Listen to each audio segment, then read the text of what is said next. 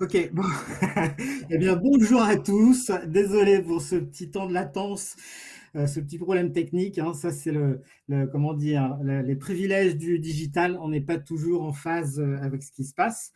Bienvenue à tous. Donc, je suis Didier Génaud, délégué général de France Autotech. Bienvenue sur ce 28e Meetup voiture connectée et autonome.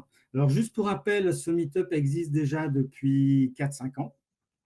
Donc 28e édition, et là consacrée à la logistique autonome. Alors, cet événement est fait en partenariat avec Léonard du groupe Vinci.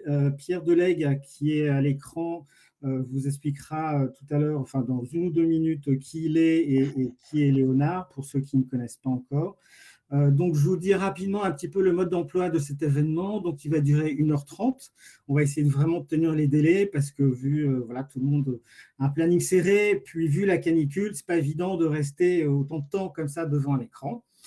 Chaque speaker, je vous les présenterai à fur et à mesure, vous les voyez avec leur nom s'afficher, je vous les présenterai à chaque fois. Ce sont des experts de ce thème de la logistique autonome. Alors, c'est un sujet qui est quand même très fort dans l'actualité. Juste cette semaine, j'ai vu 2 annonces que je trouve absolument étonnantes. Je vous en parle vite fait. Alibaba, le géant chinois de l'e-commerce, a annoncé sa volonté de développer les camions autonomes et des robots livreurs. Donc, Alibaba qui se lance dans ce marché, c'est quand même dingue. Et puis hier, FedEx a aussi annoncé un partenariat avec un constructeur américain de robots livreurs.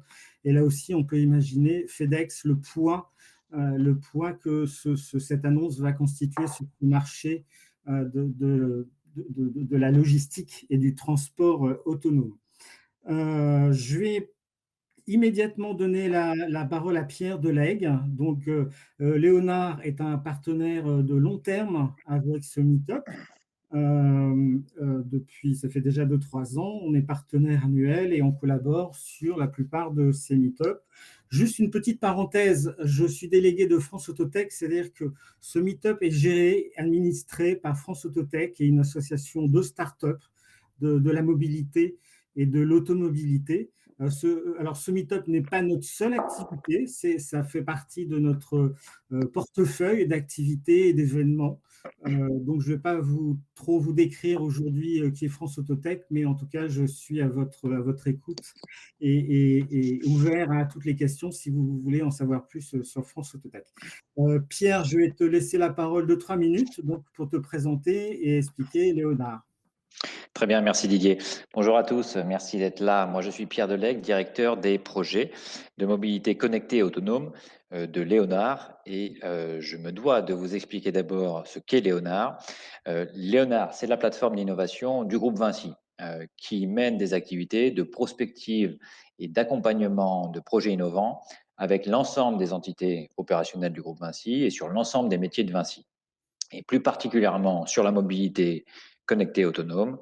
Nous coordonnons actuellement un ensemble, avec l'ensemble des entités de Vinci, un certain portefeuille de projets, des projets collaboratifs avec des acteurs du secteur automobile, des constructeurs automobiles, des fournisseurs, des startups, des instituts de recherche, avec pour ambition finalement de co-développer avec ce secteur automobile des solutions côté infrastructure pour Vinci pour répondre au challenge des véhicules automatisés. Pour nous, ces solutions peuvent s'appuyer sur des équipements physiques de la route, c'est notamment tous les équipements de signalisation, sur des briques de connectivité pour échanger entre l'infrastructure et les véhicules autonomes, sur des capteurs supplémentaires de bord de route pour avoir de la perception de bord de route, ou sur des couches encore plus intelligentes de supervision, d'hypervision du trafic. Voilà toutes nos armes, finalement, côté Vinci, pour aider le secteur automobile à déployer plus rapidement et de manière plus sûre les solutions de mobilité connectée et autonome. Donc, on est ravis d'accueillir ce 4e meet-up véhicule autonome et connecté. Cette fois-ci sur la thématique de la logistique autonome. Alors, pourquoi cette thématique? En gros, on observe vraiment une montée en puissance de ce secteur avec de plus en plus d'acteurs, des niveaux de maturité technique de plus en plus proches de la commercialisation. Et puis, plus particulièrement en France, et Philippe Gache nous en parlera, une structuration de cette filière de la logistique autonome au niveau national et notamment au sein de la stratégie nationale portée par Anne-Marie Idrac au niveau français. Et du coup, nous, Vinci, on s'interroge actuellement sur le ou les rôles que nous pourrions jouer sur ce secteur de la logistique autonome pour en faciliter le déploiement assez rapidement. Voilà, en gros et en introduction. Merci d'être là et je vous repasse la main, Didier. Oui, merci beaucoup Pierre. Alors juste avant de donner la parole à Philippe Gache, juste pour vous dire qu'il y a un chat. Pendant l'intervention des speakers, vous pouvez vous poser toutes les questions. Pierre et moi, nous les répertorions et puis on essaiera, dans le temps imparti, de les transmettre aux speakers. Si jamais on n'a pas le temps de tous comment dire, les dicter, on essaiera de répondre via le Meetup dans les prochains jours. Je laisse donc la parole à Philippe. Philippe, écoutez, je vous laisse du coup vous présenter rapidement. Et puis, vous voyez donc la présentation de Philippe, quelques slides qui s'affichent théoriquement sur votre écran. Super, merci. Et merci voilà, Pierre qui fait la logistique pour mes slides, dû au petit problème technique. Donc, je vais commencer par me présenter. Donc, Philippe Gache, donc moi, je suis là au titre des fonctions que j'ai chez Cara, qui est un pôle de compétitivité et un cluster qui adresse la mobilité des biens et des personnes mutualisées, entre autres. Je ne vais pas décrire trop l'association là-dessus, et qui réunit à peu près 250 membres, allant de la start-up au gros groupe, avec des PME et des académiques et quelques territoires. Voilà, donc ça c'est le cadre. Dans le cadre de ma mission chez Cara, je suis le pilote du programme français, donc de TBLA, c'est un nom un peu barbare, transport de biens et logistique automatisée, depuis que ce programme existe, avec un certain nombre d'entreprises et de gens qui coopèrent à ce programme-là. Et on va passer peut-être au slide suivant. Pierre, merci. Voilà, donc ce programme, il a un lien direct avec la stratégie nationale du véhicule autonome.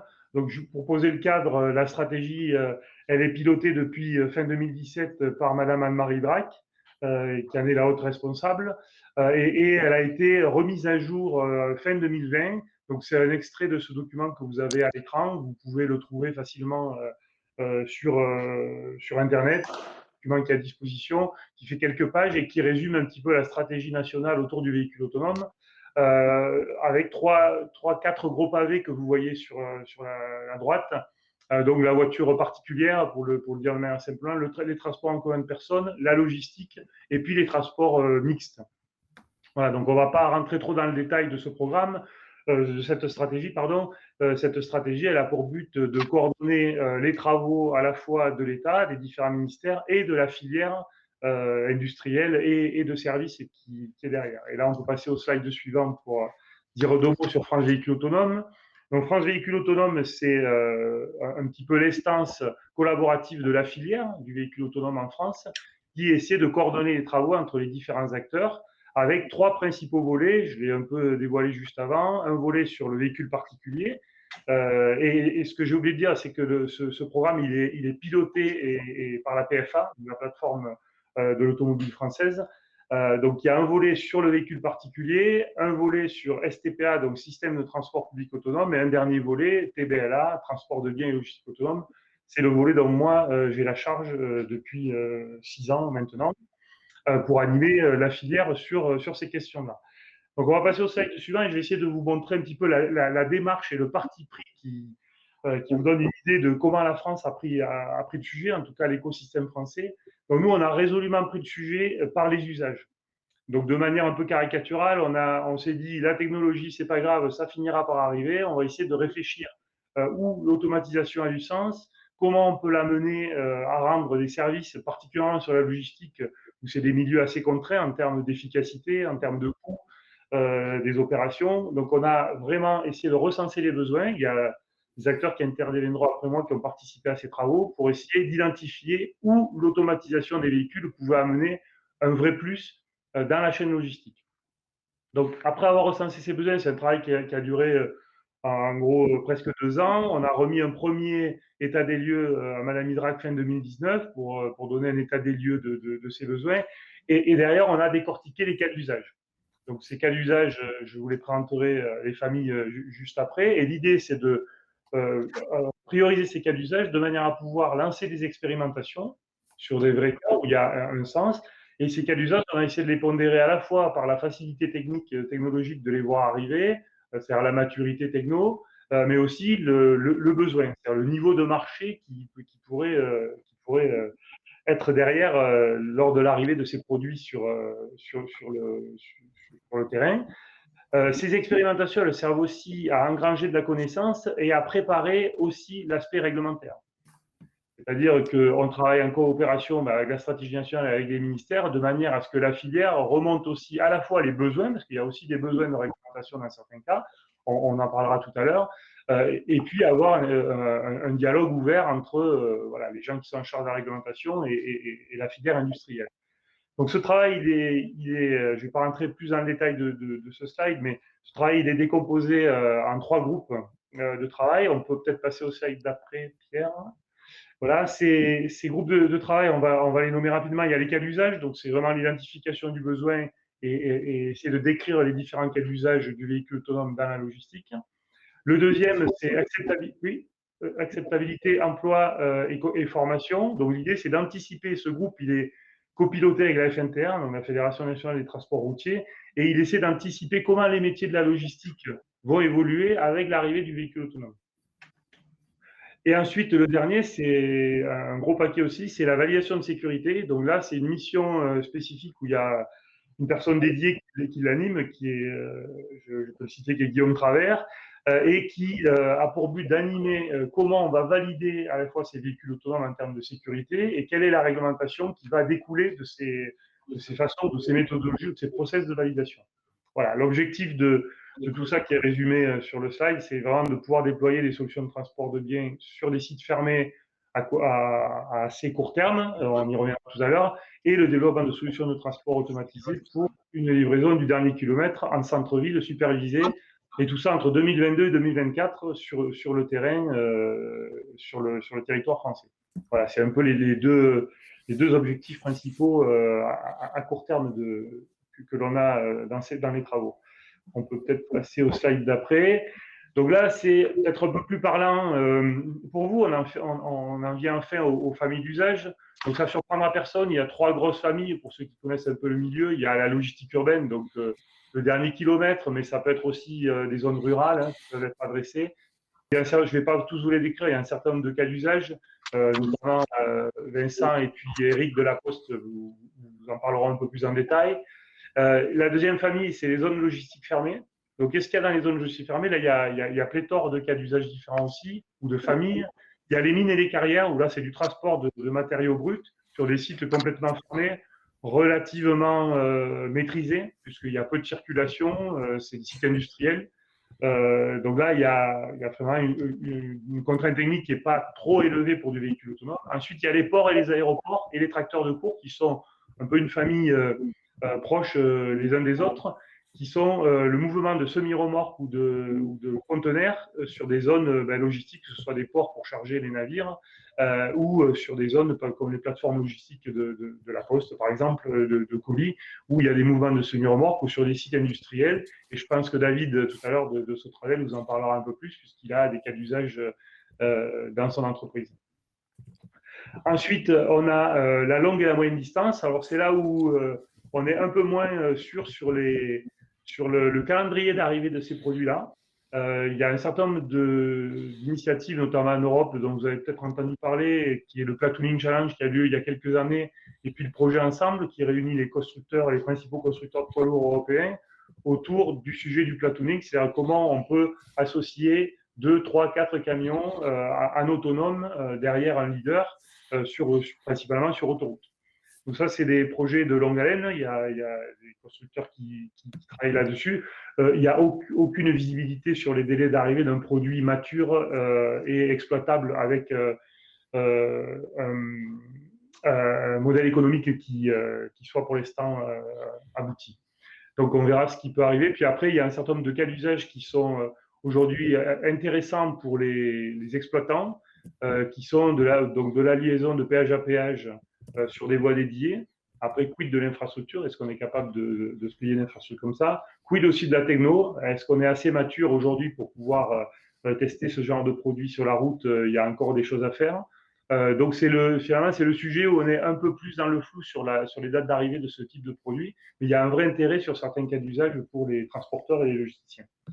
Et ensuite, vous voyez un petit pavé discret tout en haut, entouré de violet sur le slide, qui est un travail qui n'est pas du véhicule autonome, mais qui est important pour le véhicule autonome. C'est un travail qui est mené sur les unités logistiques intermodales standardisées qui, pour nous, amèneront une brique essentielle à pouvoir automatiser la logistique dans son ensemble. Et pour schématiser un petit peu, comment on peut partir de l'entrepôt en dehors des villes, où on va préparer la marchandise, pénétrer dans la ville ou approcher la ville avec du matériel lourd, et puis dissocier cette livraison sur des véhicules plus petits pour peut-être finir sur un vélo cargo ou sur un robot autonome pour faire le dernier mètre. Donc cette unité logistique intermodale standard, son petit nom c'est l'Ulysse, elle est pour nous indispensable à avoir une bonne automatisation de la chaîne logistique. C'est pour ça que même si ce n'est pas du véhicule autonome en tant que tel, c'est dans le programme que l'on adresse avec des partenaires. Didier, je vous laisse surveiller un peu le temps. Vous faites signe si je dépasse. Oui, écoutez, il faut essayer d'accélérer un tout petit peu. D'accord, on va aller un peu plus vite. Donc, on revient sur ces fameux cas d'usage qu'on a identifiés. Ce que vous voyez, c'est les cas d'usage qu'on a essayé un peu de calendariser. Alors, il y a un petit décalage de mise en page, mais en gros, on a les premières expérimentations, et Vincent et Eric en parleront tout à l'heure, avec des robots livreurs, notamment avec La Poste, qui sont là en 2021, qui vont démarrer. Et puis, on a progressivement un certain nombre de cas d'usage, dont les mines et les carrières qui devraient arriver très vite, sur début 2022. Et derrière, des cas d'usage comme ceux que David va pouvoir vous présenter un peu plus tard de ce Travel sur des sites fermés, qui devraient arriver, pareil, courant de l'année 2002 pour les premières expérimentations à l'échelle pour faire non pas des preuves de concept, mais des preuves de service. Alors, on peut passer au slide suivant, qui est quelques éléments de spécificité, mais je l'ai un peu déjà évoqué dans mon discours. Hein. L'automatisation, c'est une brique techno qui va permettre de répondre partiellement à un besoin de la logistique, hein, d'efficacité et d'acceptabilité du système logistique. Ce n'est pas un but en tant que tel, et c'est vraiment une spécificité du transport, c'est les outils de travail. On a vraiment pris une approche, non pas par la technologie push, par le techno-push, mais par vraiment les besoins, parce que les contraintes étant telles sur l'économie de la logistique, il ne sera pas possible d'acheter un véhicule autonome pour avoir le camion, le dernier cri sur la route. Voilà, donc ça, c'est vraiment un message assez fort qu'on essaie de passer. On voit ça, c'est positif. On voit l'émergence de premières solutions encouragées en France. Hein, on parle vraiment de l'écosystème français. Donc, c'est plutôt encourageant avec des entreprises qui essaient d'innover là-dessus, y compris des PME.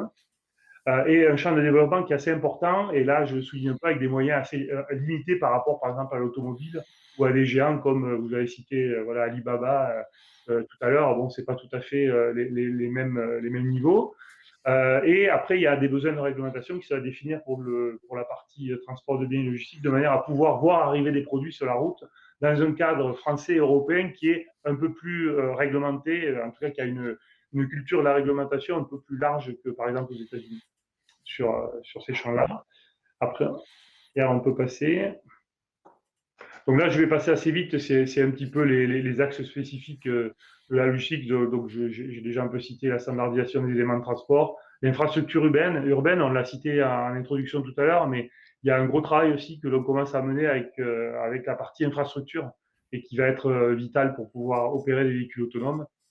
Et après, sur les zones privées, je vais juste souligner un petit point technologique qui est comment on accroche et décroche les semi-remorques. Ça paraît tout bête, mais sur une semi-remorque, il y a de l'énergie comme de l'air comprimé et de l'électricité. Si on ne sait pas le faire en automatique, on perd quasiment tout l'avantage du véhicule autonome. Donc, il y a des travaux là aussi qui sont menés là-dessus. Et après, le reste, c'est typique à tous les véhicules autonomes, c'est les définitions des domaines d'emploi, des outils de supervision, de la validation des modèles économiques robustes pour la logistique, hein, parce que je répète, c'est des outils de travail. Et ensuite, c'est tout ce qui est sécurisation et gouvernance de la donnée, notamment si il y a des parcours logistiques qui sont partagés entre plusieurs opérateurs sur un même véhicule. Ça, c'est un sujet qu'on adresse aussi. On peut arriver peut-être à la conclusion pour la synthèse, pour essayer de laisser un peu de temps à vos questions. Donc, les solutions, là, on a vraiment besoin de solutions qui répondent aux besoins de cette filière avec une vraie valeur ajoutée. Hein, je l'ai déjà dit, mais ça, c'est la clé pour avoir du succès sur la partie logistique avec des véhicules autonomes. On a des segments qu'on peut adresser à court terme, je l'ai déjà dit, c'est l'assistance à la livraison, on le verra tout à l'heure avec Eric et Vincent. Les tracteurs de cours, donc les plateformes logistiques ou industrielles, et évidemment les mines et les carrières, ça va avec. Et ensuite, il y a les enjeux technologiques qui sont, en plus de ceux du véhicule autonome, typiquement sur les interfaces. Les enjeux qu'on n'a pas sur la voiture, par exemple. Voilà.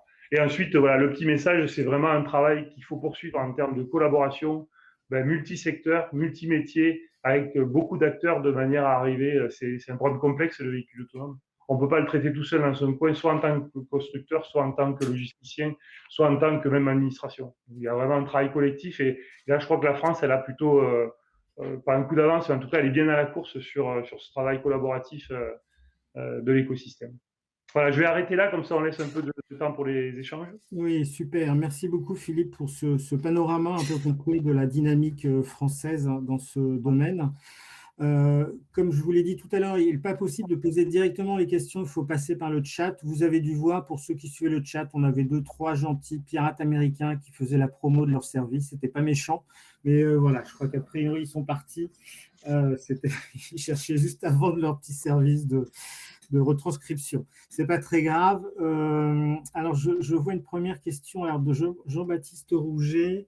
Du coup, je me permets de la poser directement. Dans ces cas d'usage, qui sont les maîtres d'œuvre de ces solutions, des opérateurs spécifiques ou les opérateurs des ports, mines, réseaux, etc.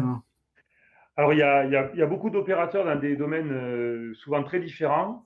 Les opérateurs, ça peut être un exploitant de carrière. Donc, voilà, aujourd'hui, je ne peux pas citer de nom parce qu'il y a des projets confidentiels qui sont en train de se mettre en œuvre, mais voilà, il y a des opérateurs en France qui s'intéressent au sujet.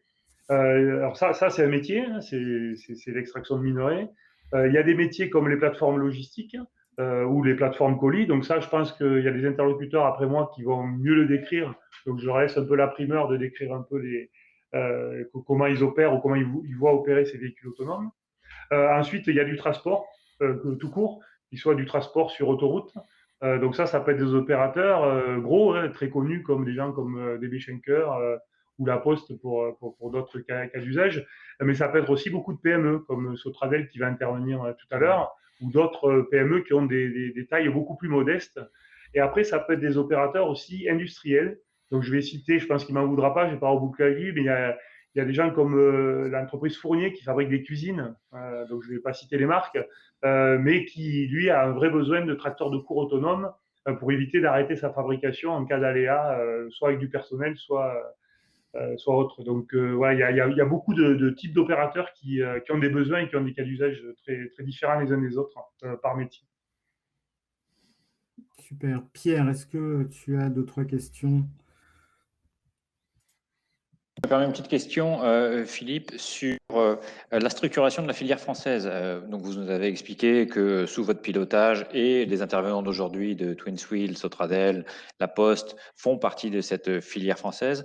Juste une question sur qu'en est-il ailleurs, si on prend l'Allemagne, si on prend la Chine, si on prend les États-Unis, où aussi les cas d'usage de la logistique autonome se développent. Est-ce qu'ils sont structurés pareil au niveau national ? Comment ça se passe ailleurs ?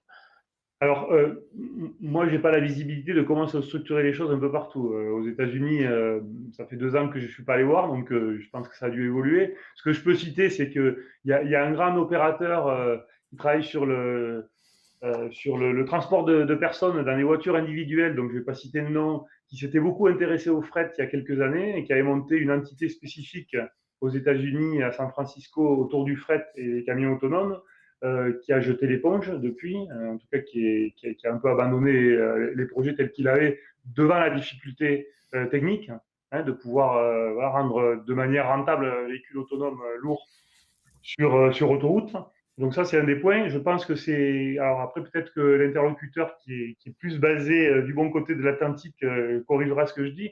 Je pense que c'est plus axé business avec beaucoup plus d'entreprises qui poussent et qui lead ces sujets-là, et peut-être un peu moins structuré que chez nous, où il y a un écosystème aussi qui est plus petit et qui est peut-être plus plus coopératif et moins concurrentiel, en tout cas sur les usages.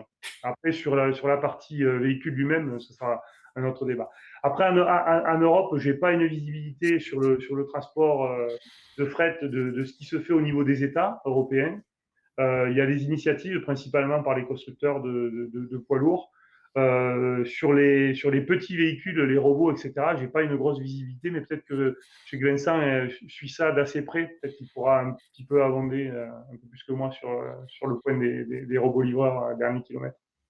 Voilà, on a encore 2 questions sur le chat. Ce sera les 2 dernières parce qu'après, il faut passer au speaker suivant. Donc, on a une question de Samy qui dit: aujourd'hui, nous voyons des ODD en ville bien définis pour les véhicules autonomes. Ces ODD peuvent-ils aujourd'hui s'élargir pour ces expérimentations logistiques? Alors, on y travaille aujourd'hui, on travaille de manière très, très, très proche avec le volet des STPA, qui est un peu en avance. Hein. Donc, après, on a vu, enfin, vous avez dû tous voir en France les expérimentations de navettes autonomes. Alors, je peux les citer, il y a deux champions français qui sont Navia et EasyMile, qui sont concurrents, mais qui travaillent aussi ensemble sur des sujets non compétitifs. Et il y a déjà eu pas mal d'expérimentations. Et donc, tout le travail qui est fait sur le volet STPA dans le cadre de la validation de la sécurité des véhicules autonomes, c'est-à-dire la définition des ODD, des processus de validation, évidemment, on coopère énormément et eux ont un petit peu d'avance. Donc, la partie TBLA va bénéficier justement de ce travail en amont qui a été fait par le volet transport de passagers et qui est versé directement dans ce que l'on sait faire avec des ODD qui ne sont pas toujours les mêmes, mais qui sont quand même assez proches, notamment sur les zones urbaines. D'accord. Et dernière question de Lucie Tristan. Est-ce que la dimension environnementale et durable de la logistique est une préoccupation dans le programme TBLA et sur quel type de cas d'usage? Alors oui, il y a plusieurs cas d'usage. Celui de la livraison urbaine, je pense que Eric de la Poste nous en dira un peu plus de manière plus pertinente que moi. Je ne vais pas lui lever cette partie-là. Sur les zones fermées, notamment comme les carrières ou les mines, il y a un vrai enjeu de pouvoir rendre le transport de minerais moins polluant avec des véhicules électriques et un modèle économique qui fonctionne grâce à l'automatisation. Parce qu'aujourd'hui, si vous prenez un véhicule de 70 tonnes diesel, pour le remplacer par un électrique, c'est un peu impossible. Donc, par contre, de mettre plusieurs véhicules autonomes à la place pour pouvoir transformer ce transport de manière plus vertueuse, l'automation, c'est pas un but en soi, mais ça permet d'avoir un modèle économique qui fonctionne sur ce type d'application. C'est 2 exemples parmi d'autres, il y en a beaucoup d'autres. Mais c'est un sujet qui préoccupe beaucoup la logistique. Bon, merci beaucoup Philippe. Il y a une autre question, mais peut-être qu'un autre speaker pourra répondre, savoir si la filière se mobilise particulièrement pour le projet Paris 2024 et donc les Jeux Olympiques qui pourraient être une vitrine internationale pour mettre en avant notre savoir-faire. Je ne sais pas si vous voulez répondre en 20 secondes, Philippe.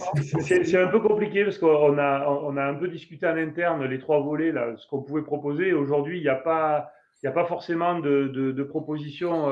Il y a des discussions, mais il n'y a pas de proposition et c'est pas sûr qu'il y ait quelque chose de spécifique au programme France Véhicule Autonome. Après, évidemment, il y aura des initiatives des uns ou des autres, mais l'initiative collaborative de tout le programme, c'est pas certain. D'accord. Merci beaucoup, Philippe. Je vous en prie. Là, maintenant, je vais donner la parole à Mathieu Soulet, qui va nous apporter vraiment un éclairage très intéressant. Mathieu Soulet est responsable du Innovation Lab de BNP Paribas à San Francisco. Donc, il a une vision extrêmement experte de ce qui se passe en ce moment aux États-Unis sur tout ce qui est véhicule autonome et particulièrement, bien sûr, ce qui nous intéresse aujourd'hui sur tout ce qui concerne la logistique. Comme nous tous, on voit des actus toutes les semaines sur des projets gigantesques de logistique autonome aux États-Unis et en Chine. C'est donc super que Mathieu nous apporte un éclairage sur ce qui se passe vraiment et dégager un peu le côté bluff et puis la réalité de ce qui se passe aux États-Unis. Mathieu, je vous laisse la parole. Vous avez lancé vos slides. Parfait. Merci. Écoutez, bonjour à tous. Ici, les 8h30 du matin, donc ravi d'être présent parmi vous. En 20 secondes, donc, je suis le directeur du lab d'innovation du groupe BNP Paribas ici et ça fait 6 ans et demi que je suis reparti à San Francisco. Et la particularité qu'on fait, en fait, c'est qu'on fait aussi des missions de conseil en fait, pour des très grands groupes internationaux. Et j'en ai fait notamment pas mal dans les sujets mobilité pour des constructeurs automobiles, des constructeurs de trains et de camions. et beaucoup d'acteurs aussi des services. Donc, ravi d'être ici parmi vous. Alors, en rapide introduction, je pense que c'est des choses que la plupart d'entre vous connaissent. Alors, comme historiquement, vous étiez très voiture dans le, dans le meet-up, je voulais juste le rappeler. Hein. Bon, il y a un sujet éternel de l'autonomie, en tout cas l'automatisation des véhicules. Et vous voyez les dates, en fait, comment dire, les ascenseurs étaient probablement le premier appareil à être automatisé complètement. Et on voit qu'il y a une course rapidement dans tous les types de véhicules qui ont apparu. Alors, c'est les premières dates hein, des mises en circulation ou des tests vraiment autonomes des différents véhicules. Et on voit notamment que sur le camion, ça date finalement d'il y a 15-16 ans. Et comme le rappelait le premier interlocuteur, il y a eu beaucoup de choses qui ont été faites plutôt dans des milieux fermés, miniers, ports, etc. Et c'est encore le cas aujourd'hui. Ce qu'on va regarder aujourd'hui, c'est plus ce qui se passe sur des environnements plutôt ouverts, on va dire, ou semi-ouvert sur la route. Alors, souvent, quand on parle de véhicules autonomes, on a tous en tête, en bas à droite, hein, ce que peut faire des Waymo ou des acteurs sur la partie robot-taxi ou voiture autonome. En France, on connaît bien aussi, hein, on citait avant EasyMile ou Navia en haut à gauche, sur les shuttles et des parcours fixes, en fait, ou délimités qui permettent d'automatiser assez rapidement. Et il y a deux cas qui sont quand même assez en avance de phase, plutôt aux États-Unis et en Chine aujourd'hui, qui sont cette fameuse livraison du dernier kilomètre, du dernier mile en anglais, et aussi ces sujets de camions autonomes. Donc, c'est ce que je vous propose en fait d'illustrer aujourd'hui dessus. Alors, j'ai pris quelques slides des plus gros acteurs américains qui sont aussi entrés en bourse, hein, TuSimple et Plus AI, qui sont entre les États-Unis et la Chine pour les deux dessus. Donc, vu des États-Unis, hein, le sujet sur la partie plutôt transport côté camion, c'est quoi? C'est aujourd'hui dire qu'il y a des routes qui sont très utilisées, qui concernent 80% du transport terrestre hein, côté camion dessus, et que le gros sujet à droite, hein, c'est comment réduire le coût, notamment au niveau des emplois. Alors, vous le savez, hein, c'est souvent décrit même dans la presse française, c'est 3,5 millions de conducteurs. Hein, c'est la première profession aux États-Unis, c'est une industrie de 700 milliards. Et donc, la promesse du véhicule autonome est même, on va dire, presque 100% autonome, donc en level 4, on n'est pas encore en level 5, c'est justement de réduire potentiellement ce coût humain, et aussi pour avoir un petit peu d'optimisation opérationnelle côté essence. Alors aujourd'hui, ça c'était un des sujets qui y avait, c'est où on en est aujourd'hui au niveau de la régulation, notamment sur ces sujets de camions et de tests, et plutôt sur les milieux autoroutes. Alors, ce que vous voyez en vert foncé, c'est les États qui aujourd'hui autorisent des déploiements commerciaux en fait de véhicules autonomes sur des semi-trucks.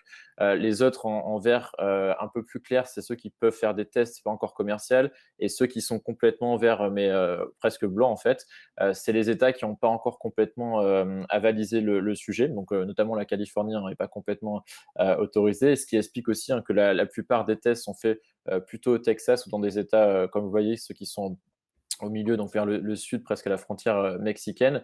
Et il y a une volonté, d'un point de vue régulatoire, d'avoir une coordination quand même entre États pour se faire. Donc, c'est un peu le champ dessus. Alors, je voulais prendre 3 exemples et je prendrai des vidéos à chaque fois pour l'illustrer.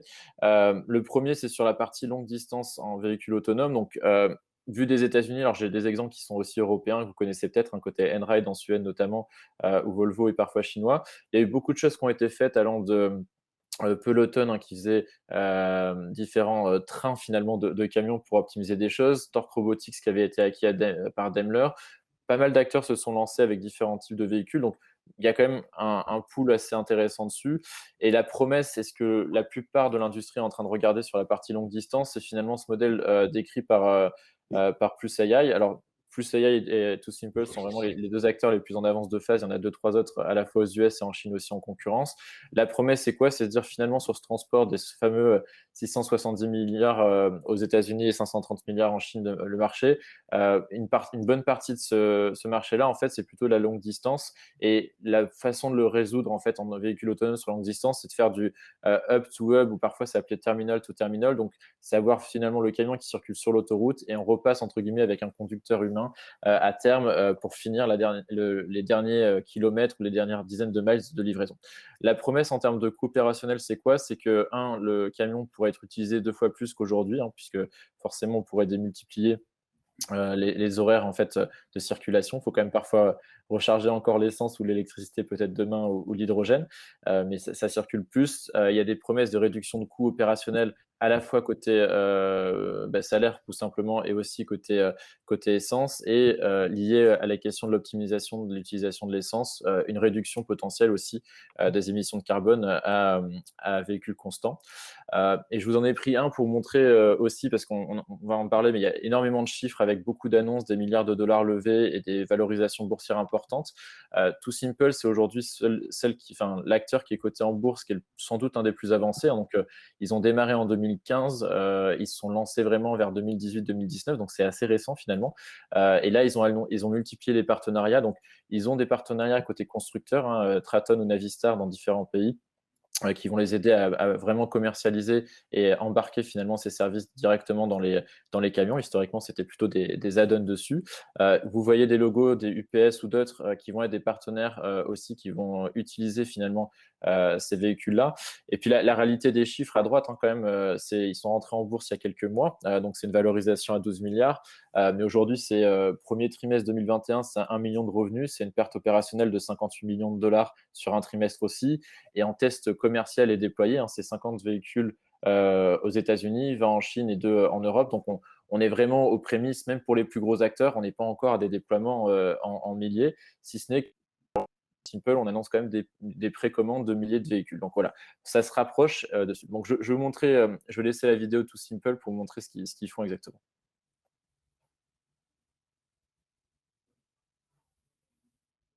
We make long-haul freight transportation safer, more efficient, and less expensive. Autonomous trucks are longer, wider, and heavier than cars, as well as being articulated. So they need specialized AV technologies to meet their distinctive needs. The most advanced commercially available autonomous you can see and identify objects, but these technologies are not sufficient for heavy-duty autonomous trucks, which need to see twice as far to drive efficiently and stop safely. That's why Too Simple has developed a Level 4 autonomous system, specifically designed for trucks, a system that can see more, process more, react faster, and never gets tired. A multitude of cameras and sensors provide 360-degree awareness around the entire vehicle. Using our proprietary long-range perception technology, our autonomous system can identify objects up to 1,000 meters away, which allows our virtual driver to avoid danger and maintain efficiency. That's 4 times farther than the technology used in today's commercially available autonomous cars. To enhance safety, sophisticated radar detects objects within a range of 300 meters around the vehicle. And finally, light detection and ranging sensors provide a 200-meter range of ultra-high detail. Using these sensors together, our virtual driver can see every detail in nearly any driving condition, with the added redundancies to ensure safe travel from dock to dock. Vast amounts of sensor data are processed by our powerful autonomous driving system, allowing our virtual driver to know the vehicle's exact location and plan the best response to any situation.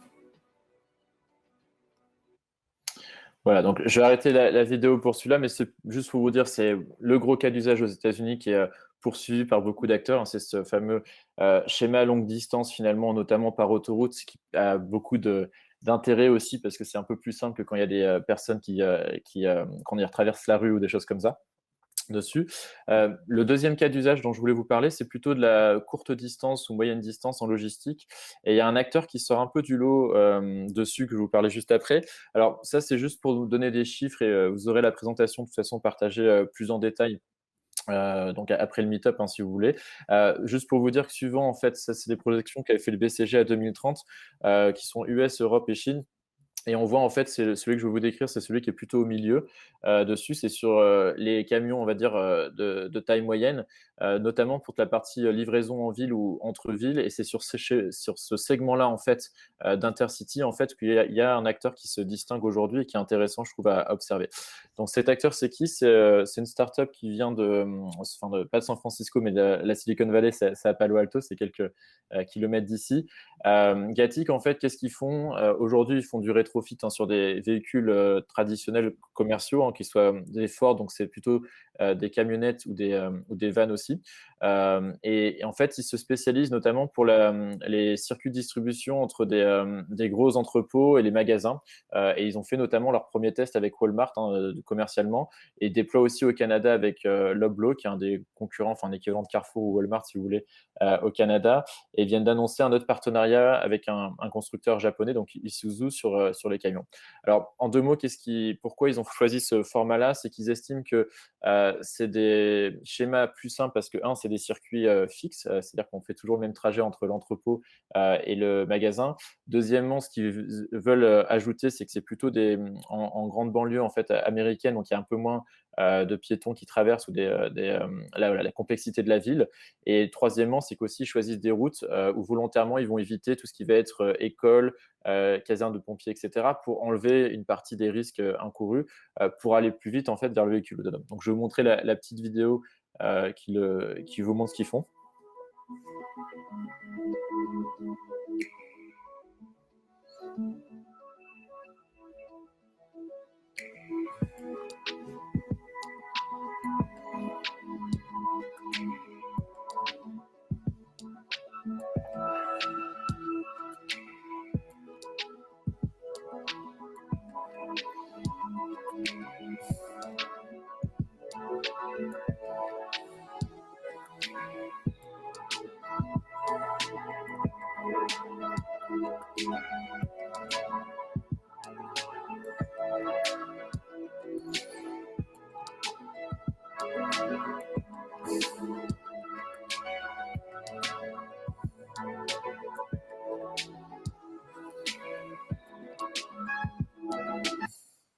Voilà, donc aujourd'hui, comme vous le voyez, il y a toujours un conducteur en termes de volant, et c'est ce qui est en train de la limite entre guillemets de l'exercice, mais potentiellement avec les déploiements commerciaux qui vont arriver sans doute dans les 2-3 prochaines années, on enlèvera en fait et les régulations vont pouvoir autoriser ce type de déploiement.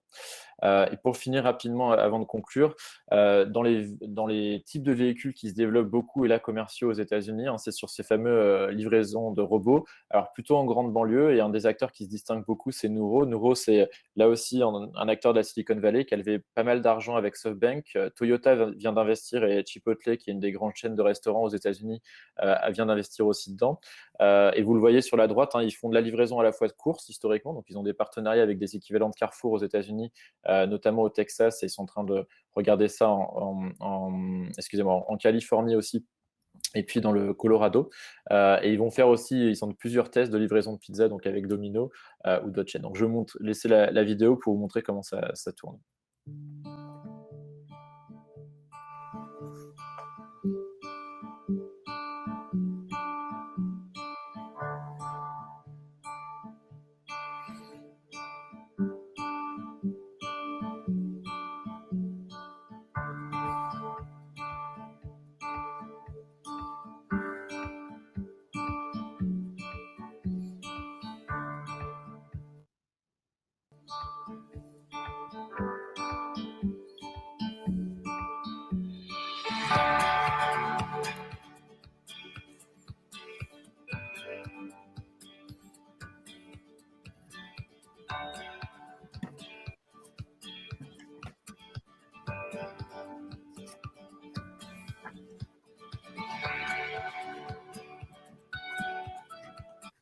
Voilà, donc vous avez tous compris le principe dessus. Plusieurs avantages, vous voyez, c'est des nouveaux véhicules pour le coup qui sont par définition sans conducteur de base dessus. L'avantage aussi, c'est que le transport de biens, on peut lui demander que s'il a un doute en fait sur une personne qui traverse, etc., il s'arrête automatiquement de façon brutale, et il y a moins de problèmes de confort du passager. Et aujourd'hui, ils viennent justement de signer l'accord avec, FedEx a annoncé hier en fait qu'il faisait un accord commercial pour faire des pilotes dessus, mais Nuro est déjà déployé commercialement. Ça veut dire qu'on peut l'utiliser aujourd'hui en tant qu'utilisateur dans certains endroits des US où ils sont déjà déployés de façon commerciale.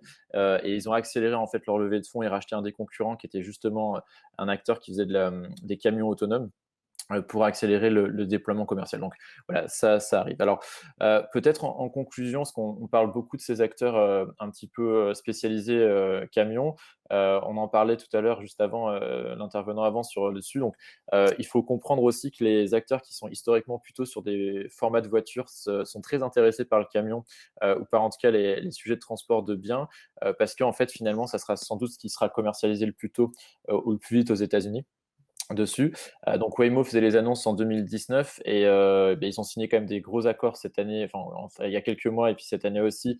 Daimler a annoncé qu'il bossait avec Waymo pour travailler justement sur leur technologie autonome, donc avec les camions Daimler dessus. Waymo Via, qui est le nom de leur filiale camion, en fait, vient d'annoncer un autre acteur qui est JB Hunt, qui est aussi un acteur de fret aux États-Unis dessus. Donc voilà, les constructeurs et les partenariats commencent à tomber. On a connu ça dans le monde de l'automobile classique et on le voit apparaître dans le monde du camion. Aurora, dans l'autre sens, qui est un des gros concurrents de Waymo sur la partie véhicule autonome ou voiture autonome exactement, a annoncé le même type de partenariat avec Packard en janvier et Volvo aussi en mars cette année pour des déploiements sur leurs véhicules avec des modèles de commercialisation dessus. Donc, et ce sera ma conclusion sur ce slide-là, et puis on peut prendre quelques questions. Ça, c'est le champ concurrentiel aujourd'hui sur la partie camion. Donc, les deux à gauche, Too Simple et Plus AI, en fait, sont les deux acteurs américano-chinois, on va dire. Ils sont, suivant comment on voit, qui sont rentrés en bourse aujourd'hui. Et vous voyez qu'à droite, en fait, c'est les montants en bleu, c'est les valorisations les valorisations des boîtes, en fait, qui sont dessus. Et des Waymo, des Cruise ou des Aurora, aujourd'hui, sont plutôt historiquement vus comme des acteurs qui font de la voiture, mais se mettent aussi à faire du camion. Donc les frontières sont un peu plus fines et vous voyez arriver à côté Argo, Pony, Nuro dont on parlait, Emotional qui est la filiale entre Aptiv et Hyundai dessus. Donc il y a une course quand même à la taille et notamment à la levée de fonds pour des commercialisations conséquentes et on voit déjà qu'il y a des premières commercialisations dans certains segments, notamment la partie livraison de courses ou des choses comme ça qui sont déjà live. Donc voilà, c'était mon dernier slide. Donc ravi s'il y a quelques questions. Oui, merci Oui. beaucoup Mathieu. Je ne vous ai pas coupé parce que c'était tellement intéressant les vidéos de voir concrètement à quoi ça ressemble. Du coup, on a pris un petit peu de retard. On va prendre juste une ou deux questions. Alors, vous pouvez toujours utiliser le chat pour poser une question. Sinon, Pierre, peut-être si tu as une question. Oui. Et puis après, on prendra une deuxième question du chat. Et les autres questions, si vous avez d'autres questions, posez-les sur le chat. On prendra le temps d'y répondre avec Mathieu ou avec d'autres speakers. Mais voilà, donc une question pour Pierre et après une autre question du chat. Du coup, Mathieu, à vous écouter, on se pose la question si aux USA, les déploiements en masse de la mobilité autonome concerneront d'abord le transport de passagers ou le transport de fret. Est-ce que le transport de fret est peut-être parti après, historiquement, mais en termes de déploiement, d'après vous, Ouais. ça pourrait arriver en masse Alors, avant? voilà, le transport de passagers, on l'a sur les rares cas je dirais de petites navettes qu'on connaît bien en France, Easymail, Navia, qui sont sur plutôt des campus, des formats fermés ou aéroports en vitesse limitée.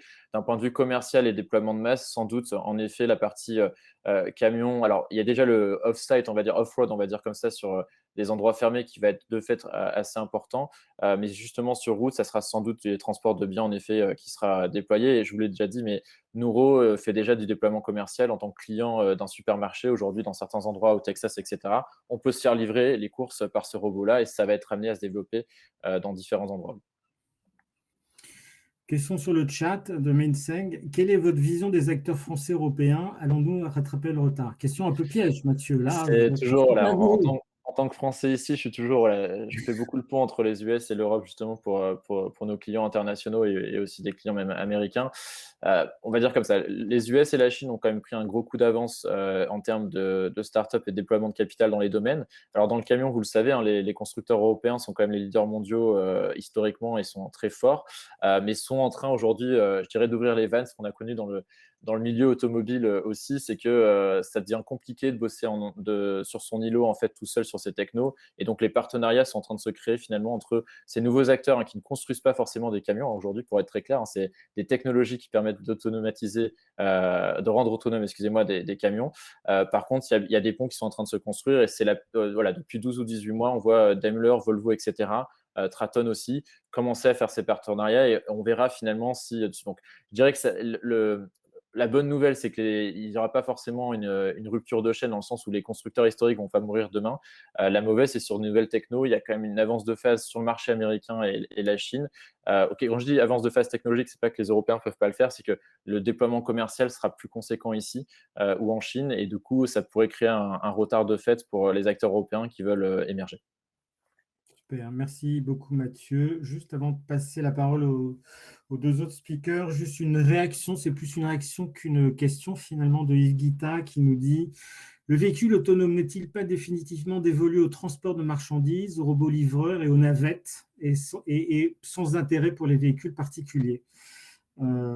Éventuellement, si d'autres speakers, les 3 prochains speakers ont quelque chose, un commentaire à faire là, sur cette réaction, n'hésitez pas. Alors, nos 2 prochains speakers, alors justement, on va voir maintenant, après avoir vu ce qui se passait un peu aux États-Unis, merci encore Mathieu, on va voir un petit peu ce qui se passe en France, avec Éric Gauthier de la direction technique de la Poste, et puis Vincent Talon, qui est le cofondateur d'une super start-up française, Twinswell.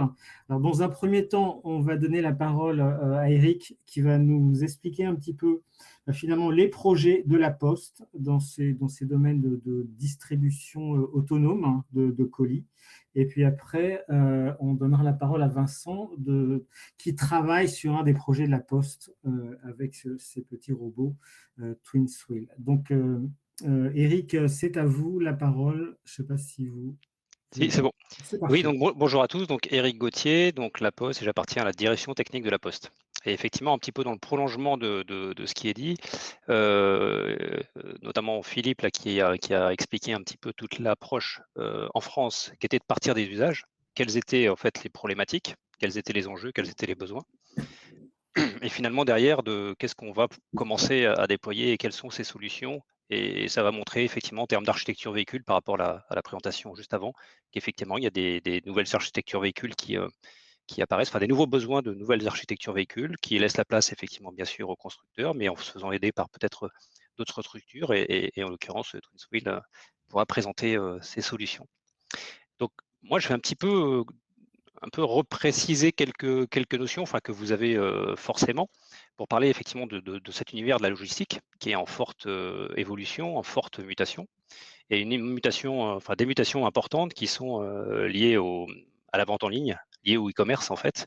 Et c'est pour montrer voilà, quelques images, mais très rapides, pour montrer, ben voilà, on était plutôt sur des évolutions qui étaient déjà très importantes, c'est-à-dire que chaque année, c'était plus de 50% de ventes en ligne supplémentaires, et que là, pendant la crise, ça a même carrément doublé. Donc on est sur des contextes où ces volumes sont fortement, enfin sont très significatifs et dans des augmentations importantes. Et puis j'ai un autre chiffre pour resituer que il y a une vingtaine d'années, on était à peu près à 20% des livraisons qui adressaient le particulier. Et là, depuis ces dernières années, on est à plus de 50% des livraisons qui adressent le particulier, avec la conséquence en fait, eh ben de disséminer un peu les nombres de livraisons et les trajets en fait de la marchandise. C'est-à-dire qu'on est un peu moins dans des livraisons groupées de marchandises et de plus en plus avec des livraisons qui doivent effectivement diffuser tout le territoire. Donc c'est 2 éléments de contexte pour en fait situer les enjeux en fait que l'on a, et c'est comme ça qu'on est parti côté les usages. C'est que de toute façon, au regard des volumes, au regard des enjeux aussi environnementaux, puisqu'il y avait la question tout à l'heure par rapport à ça, bien sûr que ce sont des éléments importants, puisque c'est parce qu'il y a ces enjeux-là que le véhicule autonome apporte aussi une réponse. En l'occurrence, il y a certains choix de contraindre certains cœurs de ville avec des circulations qui deviennent réglementées, et qui fait que de nouveaux modes de livraison doivent apparaître, en l'occurrence des modes doux, donc il faut plutôt livrer à pied en vélo.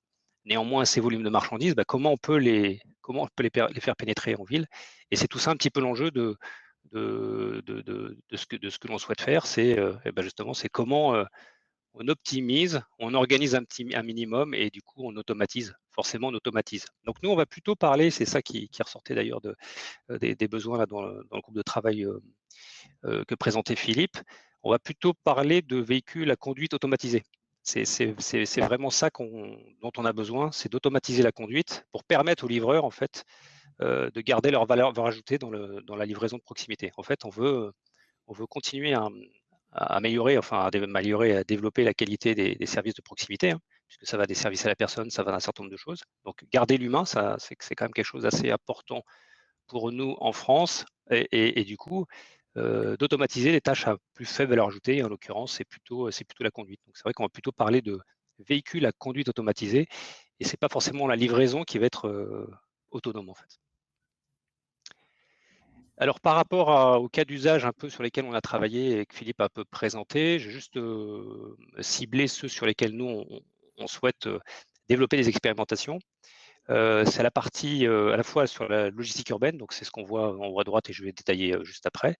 Et puis en dessous, ce que sont les work zones, en fait, les plateformes logistiques, où là, au regard des volumes que je vous ai décrivés tout à l'heure, et effectivement, on a des plateformes donc, qui se multiplient, on a effectivement des dimensions aussi d'architecture de plateformes qui sont de plus en plus importantes, et qui fait qu'il y a des volumes et des mouvements de caisses qui transportent les marchandises de plus en plus importantes. Donc après se pose aussi la question d'avoir suffisamment de chauffeurs, et si je prends le cas que vous voyez en bas à droite, donc en fait la marchandise est dans des caisses mobiles, et ces caisses mobiles, il faut les amener vers des quais arrivés au départ. Et donc ça, ce sont des manœuvres qui sont très, très précises, et en termes de sécurité à la fois de la manœuvre, à la fois la précision. Et l'automatisation nous permet aussi d'apporter une régularité et une performance tout à fait intéressante. Donc c'est aussi ça, les enjeux de l'automatisation, c'est par rapport à un environnement industriel très sollicité, d'apporter aussi une couche de sécurité supplémentaire. Juste ce slide, c'est pour resituer la logistique urbaine et qu'on parle bien un peu que les notions soient claires.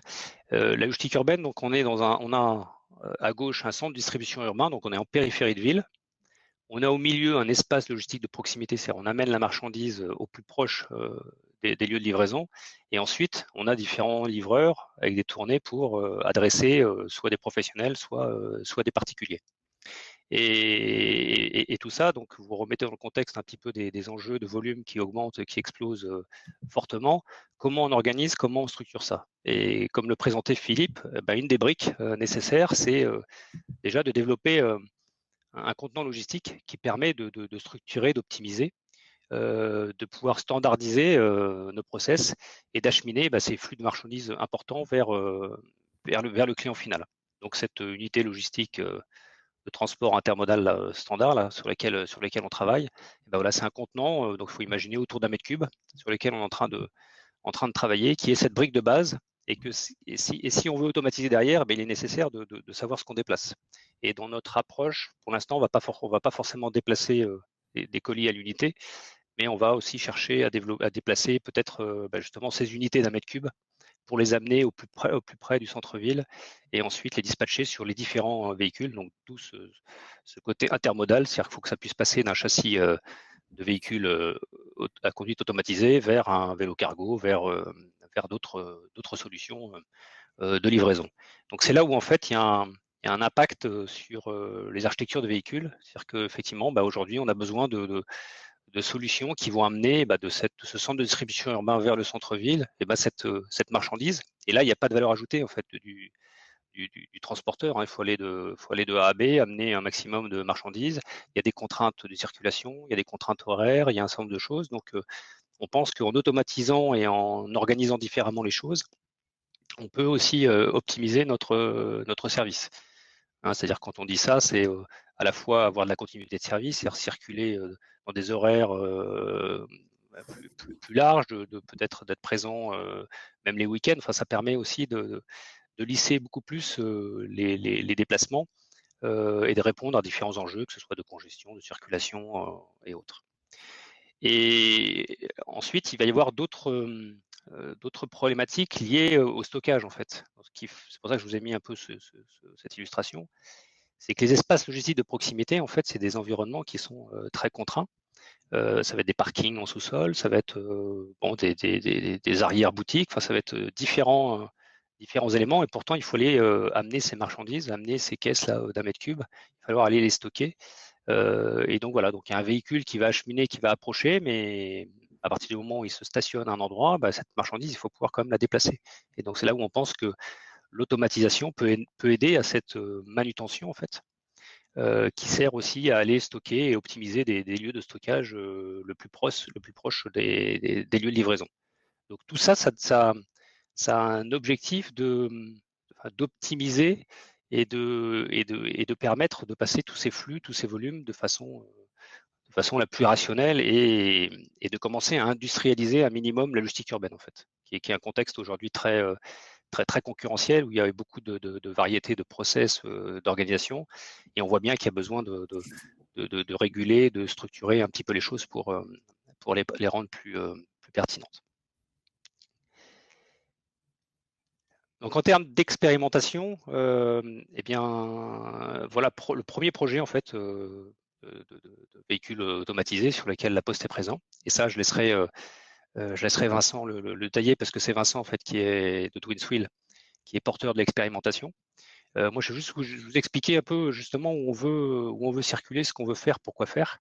Et ça répondra peut-être à une question tout à l'heure sur les ODD là, pour la logistique, par rapport à la question, finalement, c'est peut-être les mêmes ODD que pour le transport de passagers en ville. Donc oui, pour certaines parties, on peut avoir le même besoin, bien sûr, pour entrer dans les villes. En revanche, pour revenir un peu au slide précédent, il y a des zones qui sont relativement contraintes, de plus en plus contraintes, parce qu'on veut les rendre piétonnes, qu'on veut les réguler d'une certaine façon. Néanmoins, c'est dans ces zones-là qu'on a besoin d'apporter cette marchandise, ces flux de marchandises, et sur lesquels il nous faut des solutions complémentaires à des modes traditionnels qui soient à pied en vélo, parce que il faut quand même justement passer cette volumétrie et donc automatiser un minimum. Donc là, sur ce slide, c'est juste pour vous montrer, enfin le consortium, je pense que Vincent pourra vous dire quelques mots. C'est pour montrer en fait en bas à droite, donc ça se situe à Montpellier en fait. C'est dans la ville de Montpellier qu'on va tester ce véhicule. En fait, le point le plus bas, le point le plus haut, on est sur des notions à peu près 1 km. Et en fait, on va adresser plusieurs types de missions. D'une part, en fait, on va d'un bâtiment La Poste à un autre bâtiment La Poste pour amener des objets. Par exemple, les courriers qui n'auraient pas été distribués à des particuliers, donc qui doivent être mis en instance dans un bureau de poste. Bon, voilà, le bureau de poste, il est dans le cœur de ville de l'autre côté, mais tous les facteurs vont se réunir dans leur bureau tout en bas. Donc, comment on réachemine de façon très régulière et de façon permanente, en fait, cette marchandise. Il y a aussi comment on va alimenter en produits, c'est-à-dire tous ces colis qui sont à livrer, comment on les amène sur la tournée du facteur. Donc, il faut imaginer qu'aujourd'hui, donc le facteur n'emmène pas tout avec lui sur sa tournée. Il a ce qu'on appelle des dépôts relais. Donc, il y a des meubles qui sont fixes sur la voirie. Là, l'idée, c'est d'enlever aussi tout ce mobilier sur la voirie pour avoir quelque part un dépôt relais mobile. Donc, en fait, voilà, que la marchandise aille au plus près du livreur pour qu'il ait tout ce qu'il faut au moment de la livraison et de le réapprovisionner en cours de tournée. Donc c'est ça un peu les enjeux. Et ensuite, on va avoir une troisième mission avec ce véhicule, c'est qu'on va aussi faire une action vers le grand public. Et en fait, on va l'équiper d'une boîte aux lettres. Donc en fait, il va aussi servir de boîte aux lettres mobile au lieu d'avoir des objets fixes dans la ville. Donc voilà, il y aura quelques stations. Pour nous, c'est une première expérimentation. C'est volontairement dans cet environnement. Je vais y revenir après à la fin en conclusion. Donc, il faut vraiment le voir comme un démonstrateur, et on le voit plutôt comme de l'assistance à la livraison. Donc, comment amener la marchandise vers des livreurs. Comment, entre deux bâtiments où il y a juste à déplacer des objets sans valeur ajoutée particulière, comment on achemine ça de façon automatique, régulière, permanente. Il y a comment, puisqu'il y a un autre type de mission, c'est comment on collecte des objets de commerçants.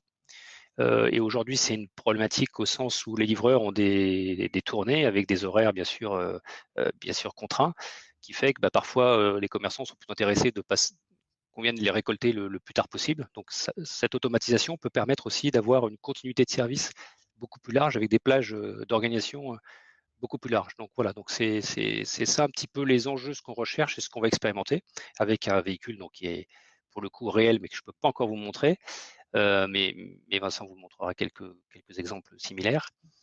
Donc il est en cours de développement, c'est-à-dire que le prototype est réalisé, monté, il est dans dans les locaux de Twinswheel, et on va le présenter voilà, au grand public en septembre. C'est pour ça que là, vous ne le voyez pas. Ce que vous voyez derrière, c'est pas tout à fait ça l'objet que l'on va prendre. Mais pour revenir sur la présentation précédente où il y avait l'exemple de Nuro, finalement, on est dans ce type d'architecture-là, c'est-à-dire qu'on est sur une solution véhicule qui est autour de, un peu moins d'1 mètre de large, autour de 2 mètres de long, et qui transporte autour d'1 mètre cube de marchandises. C'est ça les premiers, on va dire, solutions véhicules que l'on cible pour ces enjeux-là de logistique urbaine. Et juste pour finir avec l'environnement dans lequel on circule, donc le parti pris par rapport aux questions tout à l'heure là sur les ODD ou même les circulations là aux États-Unis, nous clairement on a cette marchandise là que je vous expliquais là, tous ces volumes là de marchandises, de colis et autres produits d'ailleurs. C'est vraiment dans ces environnements-là qu'on a besoin de pénétrer, puisque ce sont des zones fortement contraintes, donc qui sont principalement piétonnes. Et c'est ça qu'on a besoin de challenger, c'est-à-dire que nos solutions véhicules, est-ce qu'elles peuvent, on voit une image, franchir des lignes de tramway, franchir des environnements de rue avec quelques obstacles urbains, aller dans des rues avec effectivement du public, même si on va plutôt privilégier des zones simple pour commencer, mais voilà les environnements effectivement dans lesquels on a vraiment besoin de pénétrer avec des solutions complémentaires à des vélos cargo ou à des chariots piétons, parce qu'on a du volume à amener et à acheminer dans ces environnements-là. Merci beaucoup, Eric. Oui, pour ne pas prendre trop de retard, en fait. C'est ça. Vous avez encore quelque chose à dire. Je vais donner la parole tout de suite à Vincent Talon. Et puis, on posera des questions-réponses à vous deux si jamais il y a des questions communes. Il y a déjà 2 questions et vous pourrez sûrement répondre tous les deux. C'est sur la stratégie anti-vol ou anti-piratage des marchandises qui sont dans ce type de robot livreur. Donc, Eric, je vous laisse réfléchir à la réponse. Et Vincent, si vous êtes prêt, du coup, je vous laisse la parole tout de suite et on verra après pour les questions-réponses. Est-ce que j'ai l'impression... Est-ce que vous voyez bien l'écran en plein écran? Est-ce que vous voyez mon écran en plein? Ouais, ça y est, là. Oui, c'est bon. Ok. Donc, merci Eric pour l'introduction. Donc, moi, je vais vous présenter Twinswheel en fait. Donc, on est le fabricant de droïdes de logistique en France en fait, et notamment travaille avec La Poste et Steph sur Montpellier pour expérimenter ces types de véhicules, ces robots de livraison du dernier kilomètre. Donc déjà, juste très rapidement, chez Twinswheel, en fait, on a 3 grands segments d'activité avec un lien commun, c'est dès qu'il y a besoin de transporter des charges lourdes, pour seconder les gens dans le transport de charges lourdes. Avec le premier segment, c'est les sites fermés, les usines et en gros les entrepôts. Le deuxième segment, c'est les sites semi-ouverts comme les hôpitaux, les aéroports, les gares. Et le troisième, c'est celui dont parlait Eric à l'instant de La Poste, c'est tout ce qui est ville. Avec là, vous allez voir plusieurs types d'activités, tout ce qui est commerce de proximité, aussi bien pour aider les personnes à faire leurs courses que faire de la livraison des commerces de proximité, livraison de colis, de l'e-commerce, assistance aux artisans et personnes et techniciens intervenant en ville et tout ce qui est service en ville. Nos robots, et on va les voir juste après, en fait, fonctionnent de 3 façons différentes, 2 grandes façons. Le premier, c'est des robots follow me, c'est-à-dire que le robot il est appairé avec quelqu'un et suit cette personne comme un petit chien et porte ses charges lourdes. Le deuxième mode, c'est un mode autonome où le robot va se déplacer tout seul. Alors en mode autonome, on verra des vidéos tout à l'heure. Par rapport à la réglementation, ce qui est fait, c'est que le robot se déplace une première fois en pilotage manuel. On crée une cartographie ultra détaillée du lieu dans lequel le robot va se déplacer. Puis on définit des routes virtuelles dans ce lieu-là. On définit des gares virtuelles. Ces routes virtuelles sont entièrement validées par le pouvoir de police local, mais aussi par le ministère de l'Intérieur et des Transports, ce qui permet de s'assurer qu'on ne crée pas de situations dangereuses, et le fameux ODD, domaine d'opération, qui est appliqué par-dessus. Donc typiquement, on peut avoir l'autorisation de rouler avec les robots la journée, mais pas la nuit, ou si jamais il se met à neiger, on n'a plus le droit de rouler.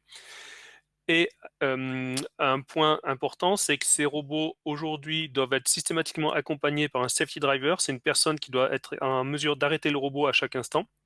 Et la réglementation, c'est le safety driver doit être à moins de 10 mètres du robot et avoir le robot en vue en permanence. Ce qu'on essaye de démontrer, c'est qu'on est capable de mettre ce safety driver à 1000 km de là Et donc, c'est le troisième niveau, là, c'est le pilotage à distance qui nous permet de conduire avec une manette de PlayStation le robot. Donc, 3 modes de déplacement, semi-autonome, follow me, complètement autonome sur trajet validé et intermédiaire, donc pilotage à distance. En termes de robots, donc là, je vous présente rapidement les robots usines, mais c'est pas ceux qui nous intéressent aujourd'hui, et les robots villes, donc avec lesquels on a fait les premières expérimentations, avec 3, on va revenir après juste dessus sur les dernières versions, avec au centre des robots plutôt destinés à seconder les personnes à mobilité réduite, capables de porter 50 kg, des robots.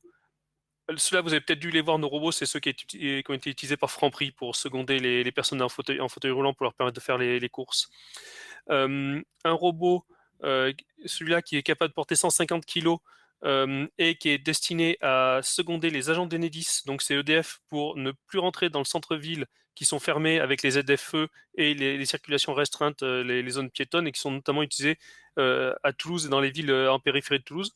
Et des gros robots qui, eux, sont capables de porter 300 kg, 1 mètre cube, plutôt destinés à la livraison ou de colis ou de produits frais dans les centres-villes. Donc voilà, c'est ça la typologie de robots. Et donc aujourd'hui, voilà les toutes dernières versions de robots. Donc là, ça c'est tout frais parce que on l'a montré que la semaine dernière. Donc vous retrouvez le petit robot là qui est devant, qui est capable de porter 50 kg, un robot moyen capable de porter 150 kg et le gros robot qui lui est capable de porter 300 kg. Cette gamme de robots chez nous, on les appelle les CT et c'est facile, hein, c'est CTS, CTM et CTL. Comme l'ont précisé Philippe et Eric juste avant moi, sauf sur le petit robot, les gros, là, le moyen et le gros, sont avec des caisses à l'arrière qui sont interchangeables. C'est les fameuses Ulysse en fait. Donc là, vous en avez 2 exemples de taille différentes, mais c'est des caisses qu'on sait changer en moins d'une minute. De façon très facile et qui peuvent répondre à différents métiers. L'idée étant toujours d'avoir une base mobile qui embarque l'intelligence qui est chère, qui est partagée pour plusieurs métiers et des caisses qui sont propres à chaque métier, aménagées au métier désiré. De cette façon, on réduit, on évite d'avoir des voitures ventouses dans la ville, des robots qui ont un usage 24/7 et des caisses qui sont propres à chacun des métiers. C'est pas un robot qui fait papa-maman, c'est un robot qui est adapté à chacun des besoins. Donc en synthèse, tous nos robots, c'est toujours des robots de logistique. Ils sont toujours 4 roues motrices, 4 roues directrices et ils sont tous suspendus. Donc je vous ai remis un peu les 3 photos avec les cas d'usage. Donc le premier, c'est plutôt pour seconder les personnes à mobilité réduite ou pour faire de la livraison aux personnes en perte d'autonomie de façon à ce qu'il y ait du maintien à domicile de ces personnes-là. Des robots de type intermédiaire qui sont plutôt pour seconder les techniciens dans les centres-villes et les artisans qui interviennent en centre-ville pour éviter de rentrer avec une camionnette diesel dans le centre-ville. Et les gros qui, eux, sont plutôt destinés à de la livraison du dernier kilomètre pour le réapprovisionnement des magasins de centre-ville avec des systèmes de transport plutôt propres qui ramènent les marchandises jusqu'en périphérie de l'hypercentre-ville. Et ensuite, on dispatche la marchandise avec ces fameuses Ulysse qui ont la taille d'une palette Europe jusqu'au magasin. Là, dans la configuration que vous avez là, il est équipé de 22 lockers. Il permet de faire de la livraison de colis, en fait, hein, dans cette version-là. C'est du B2C. Donc maintenant, je vais vous montrer des vidéos des robots.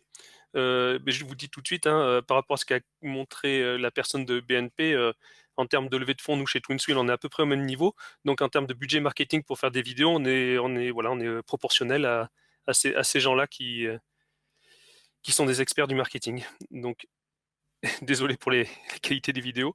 Donc une petite vidéo des petits robots suiveurs. Donc là, ce robot, je vous le redis, il porte 50 kg et l'idée, c'est vraiment comment il porte des charges lourdes pour les personnes, les personnes âgées dans les villages, dans les villes, de façon à ce qu'elles puissent rester chez elles.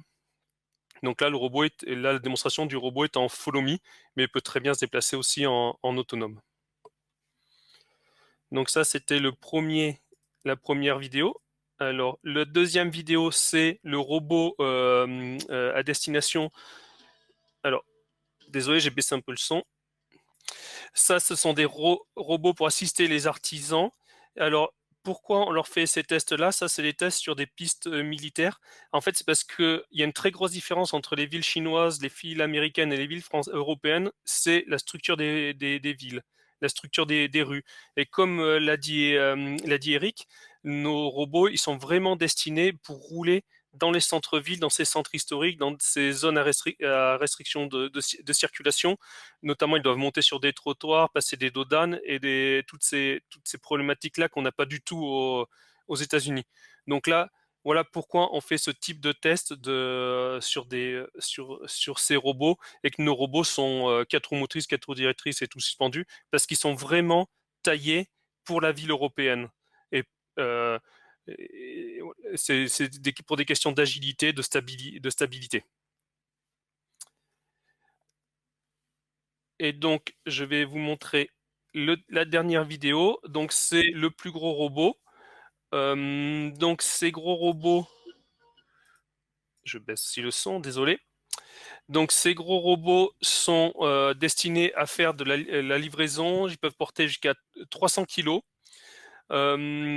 Donc là, vous le voyez se déplacer en mode autonome. Je baisse encore un peu le son. Vous le voyez se déplacer en mode autonome, c'est-à-dire qu'on a créé une cartographie et ensuite le robot suit des routes virtuelles. Là, donc la grosse caisse qui est derrière, qui est en bois et en aluminium recyclé, nous permet de peut être remplacé par n'importe quel type de caisse. Quelque chose qui est très important pour nous, fabricants, j'ai vu tout à l'heure une question là-dessus, fabricants de robots en Europe, c'est une production 100% locale, tout est fait à Cahors. 80% de nos fournisseurs sont à moins de 400 km. On essaye d'utiliser des matériaux nobles comme le bois, l'aluminium recyclé. On essaye d'avoir un impact ACV, donc un indice de vie le plus faible possible avec ces robots électriques, aussi bien à la fabrication qu'à l'usage. L'idée étant toujours d'avoir grosso modo pour 1 kg de masse transportée, 1 kg de robots. Ce qui est assez original par rapport à ce qu'on connaît des véhicules classiques qui pour grosso modo 2 tonnes de véhicules vont porter 500 kg. Et donc j'en ai fini de la présentation et puis là vous avez une vue d'un peu toutes les formes de robots qu'on a fait chez Twinswheel depuis la première fois qu'on a présenté notre robot, c'était en janvier 2017 au CES Las Vegas, justement avec la Poste. Donc voilà, depuis janvier 2017, voilà, vous avez à peu près toutes les formes de robots qu'on a fait. Et il y en a 3 nouveaux qui sont pas là, qui seront présentés en juillet, puis en septembre, comme a dit Eric, avec le robot de la Poste, qui sont encore des formes complètement différentes de celles que vous avez là.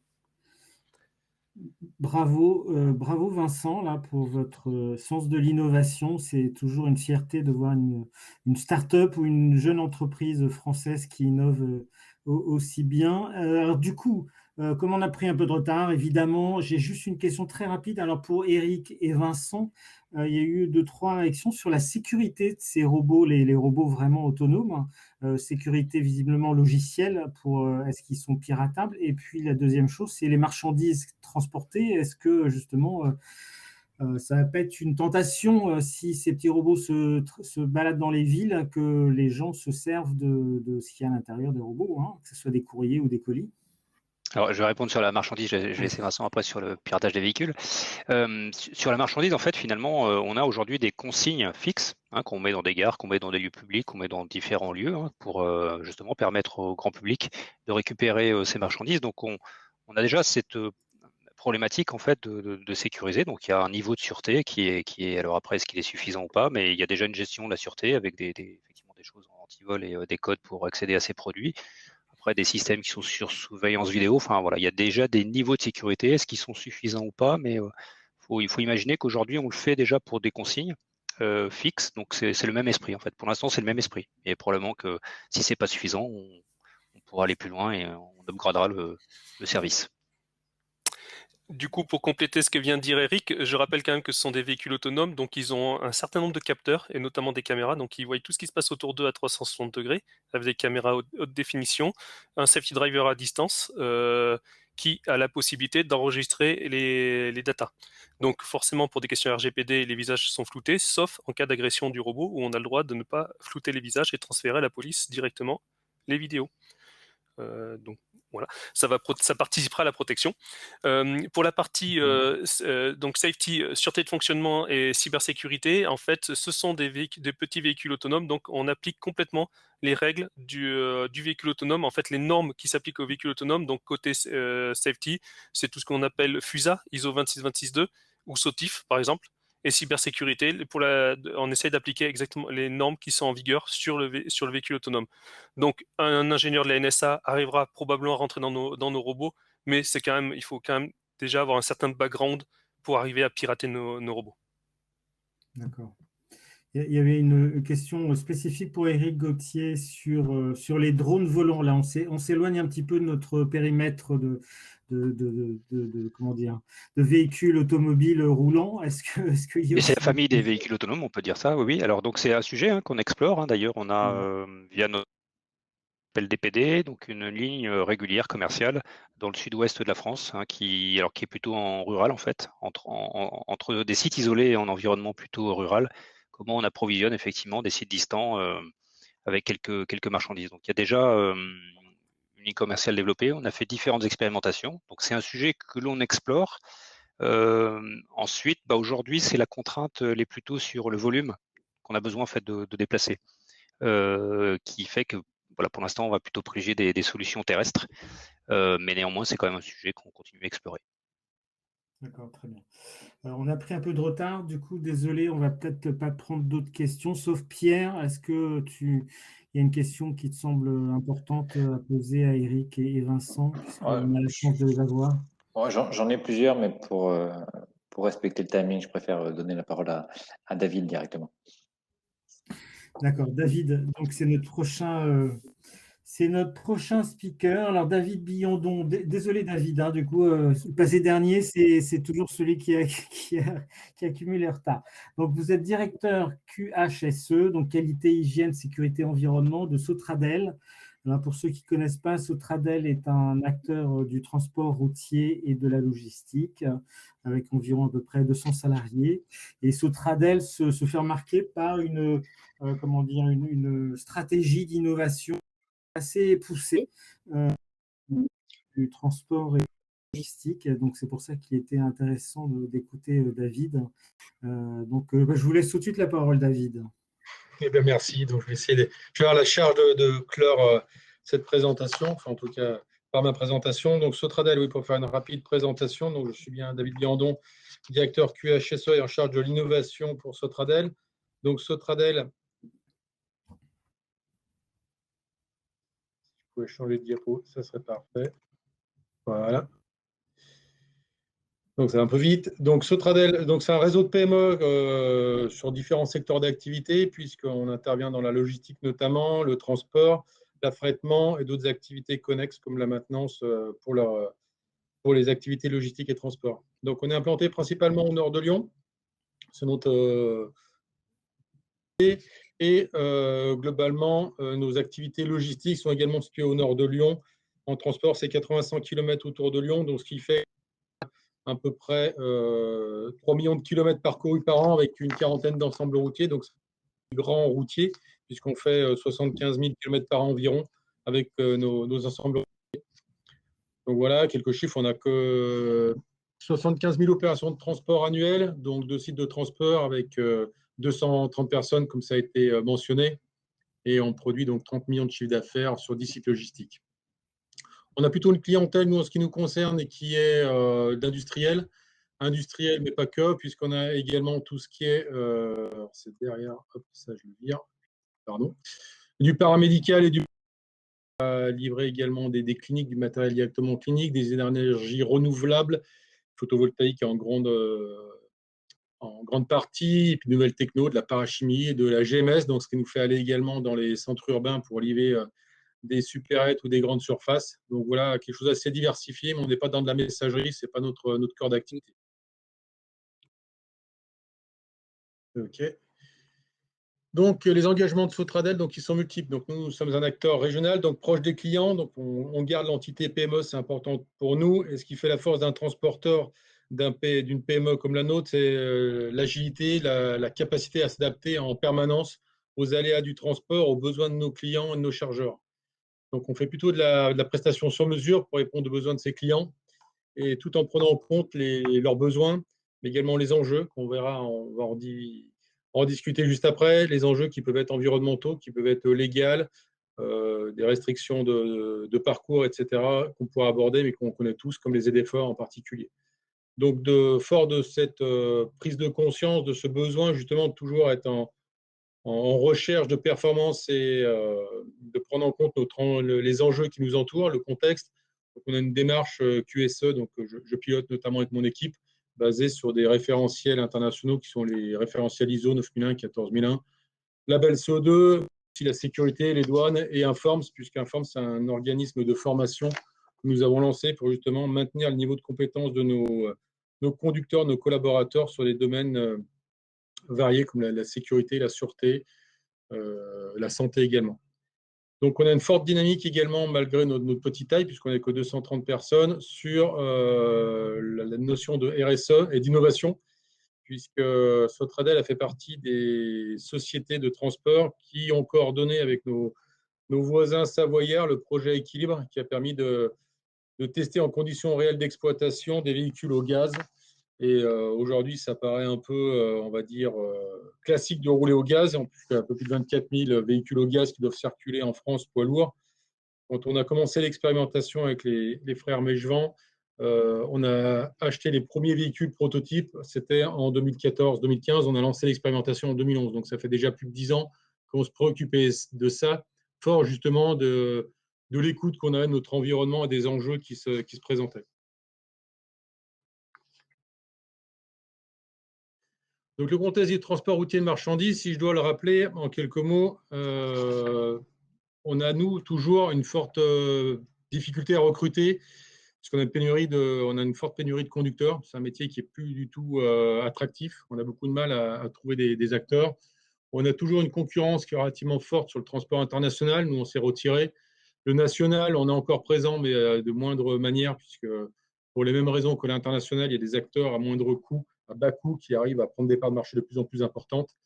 Et nous, du coup, on s'est plutôt positionné sur le régional et voir le proche grosse agglomération comme Lyon en ce qui nous concerne. On est face à des restrictions de circulation. On en a parlé, hein, notamment tout ce qui est ZFE. On en a parlé également, donc la difficulté d'accéder aux agglomérations et aux centres. Ça devient de plus en plus compliqué. Aujourd'hui, on a même des conducteurs qui, aujourd'hui, quand on leur présente les tournées et s'ils doivent faire que de l'urbain et de l'intra-urbain, bah, ça ne les intéresse pas. Ils préfèrent aujourd'hui faire ce qui est leur métier, c'est-à-dire plutôt faire de la route et avancer. Donc, c'est un peu compliqué pour nous. Et ce qui est également compliqué, c'est que dans le contexte sanitaire, de sûreté qu'on a pu connaître il y a quelques années, on peut même avoir des difficultés à arriver sur les zones de chargement et déchargement. Donc, j'y reviendrai pour arriver sur industriel qui peut être assez exigeant en termes de sécurité. Je pense notamment à des sites qui peuvent être Céveso.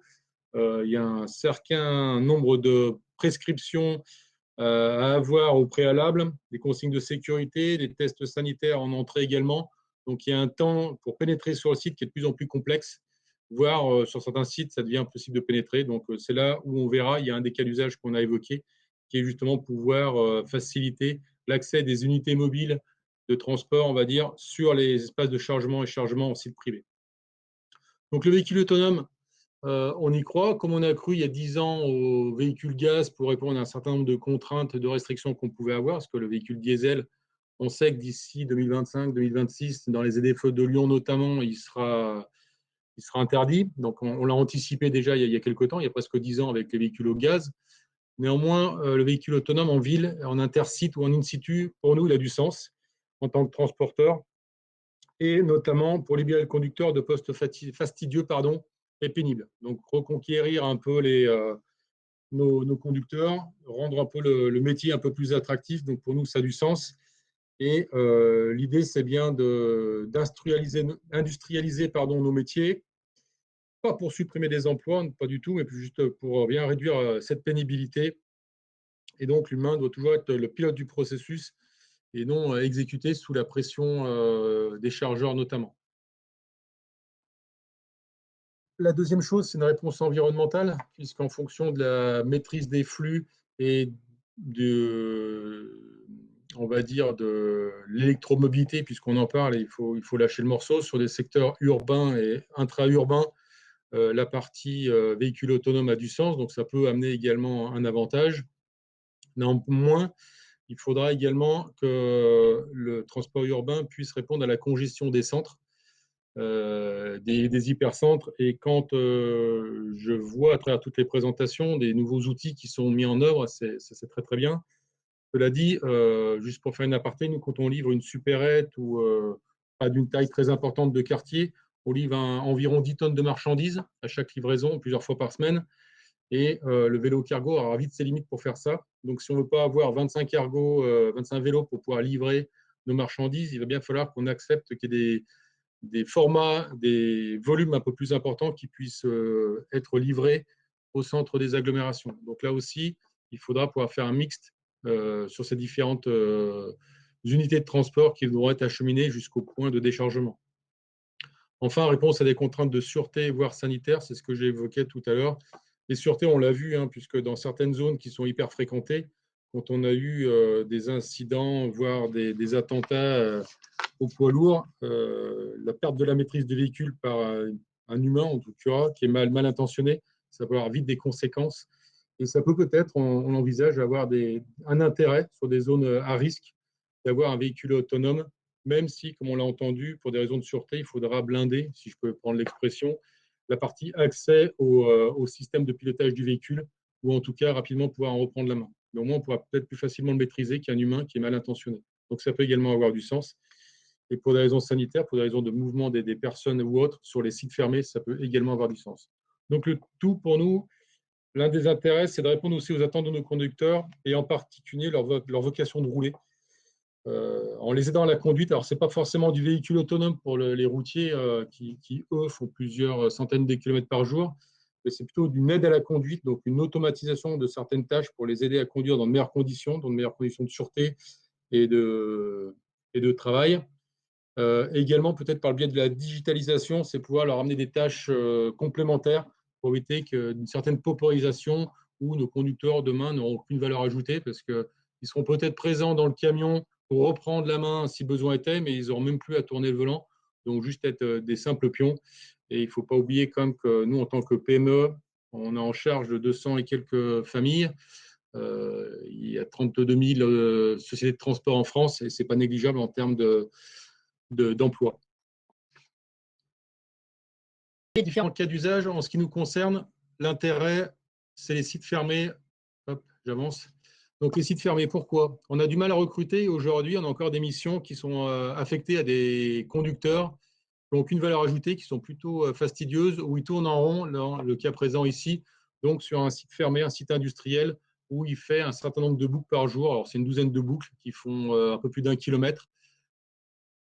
Et des charges un entrepôt pour les amener sur la ligne de fabrication, récupérer des produits finis et les ramener. Heures de cours. Donc, on a déjà commencé à travailler de ces process. On est toujours en permanence sur ces réflexions de sécurité, de sûreté, de diminuer la pénibilité. Donc, on a notamment équipé nos remorques de caisses mobiles, enfin pas de caisses mobiles, pardon, de caissettes mobiles, ce qui nous permet justement de ne plus avoir à pénétrer dans les camions, dans les remorques avec un cariste. Donc aujourd'hui, les caristes, que ce soit à quai ou dans les cours, n'ont plus à pénétrer dans les véhicules. Donc on a juste à poser les palettes à l'arrière du véhicule. On avance d'une section palette et ça nous permet à chaque fois d'avancer et de réduire justement l'opération de caristes qu'ils pouvaient réaliser, qui n'était pas leur métier. Et beaucoup de conducteurs veulent uniquement rouler. C'était la raison pour laquelle ils ont choisi ce métier. Idem, aujourd'hui, on travaille également sur la partie automatisation sortie de chaîne. Donc, on est en capacité de prendre des palettes directement en sortie de chaîne, de remplir l'unité de transport et de pouvoir la mettre à disposition via une information par le WMS du site au conducteur pour qu'il vienne chercher sa navette. Et aujourd'hui, le conducteur soit il a le temps de retourner sur son lieu de travail pour faire d'autres missions, soit il attend que le camion soit chargé, ou un autre parce qu'il y a 2 navettes sur le site, et il fait la translation entre deux. Des choses qui ne sont pas très, très intéressantes pour un conducteur routier. Donc aujourd'hui, c'est des choses sur lesquelles on réfléchit à mettre en véhicule autonome pour pouvoir l'extraire de cet environnement et le faire. On a identifié un certain nombre de contraintes, bien évidemment. La première, puisqu'on est sur des ensembles 44 tonnes, on est sur des semi-complètes, c'est une exigence client également de pouvoir livrer, charger des lots complets. Donc les numéros de lots sont faits en fonction des capacités qu'il peut y avoir dans une remorque. Les remorques sont représentatives de ce qu'on va retrouver sur la route demain. Donc c'est les mêmes numéros de lots, donc les mêmes quantités de palettes par remorque. En marche arrière avec un véhicule articulé, enfin véhicule articulé semi plus tracteur.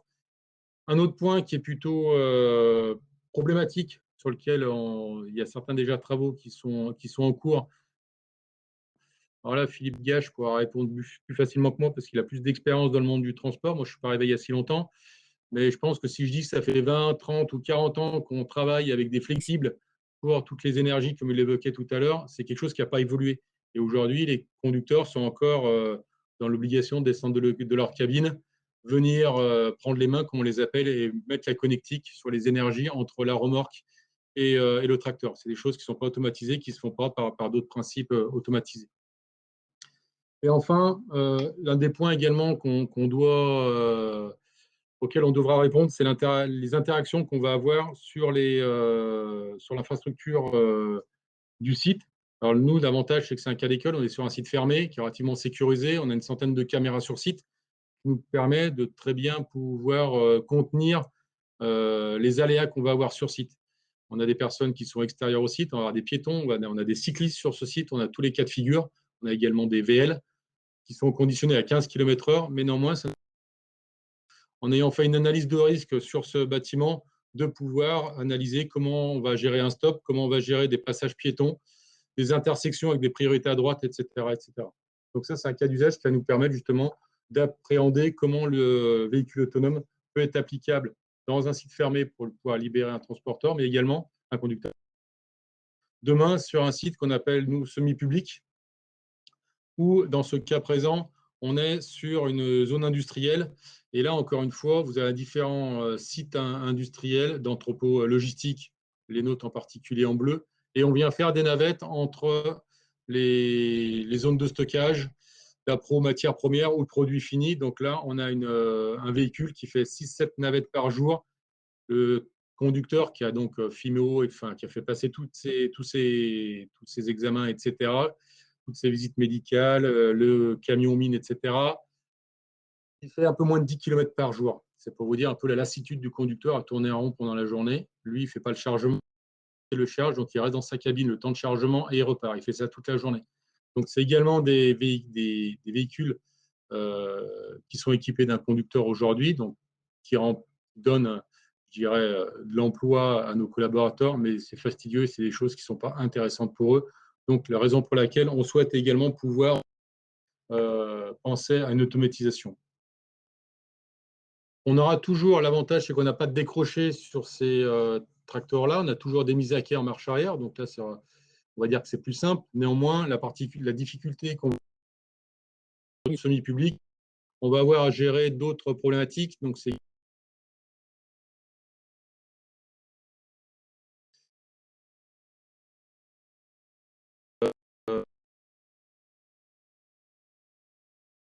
je ne sais pas si vous voulez toujours me répondre.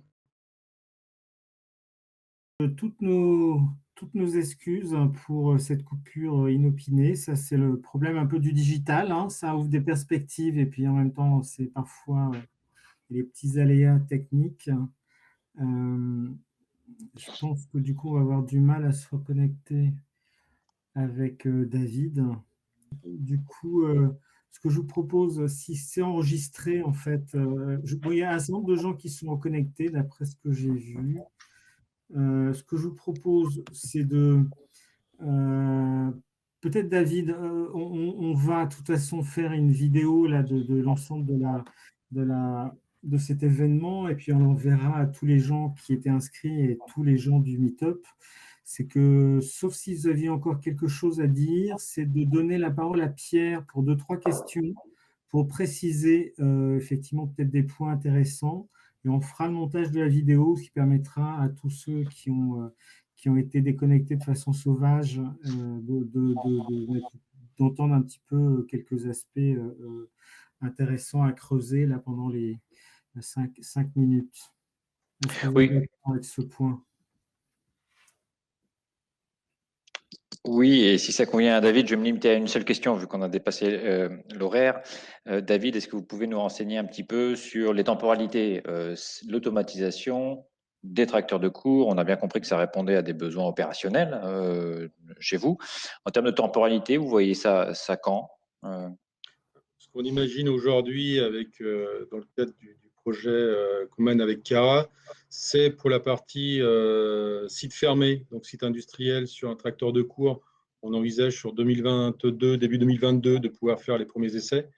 On a trouvé des acteurs qui aujourd'hui sont bien avancés sur la réflexion.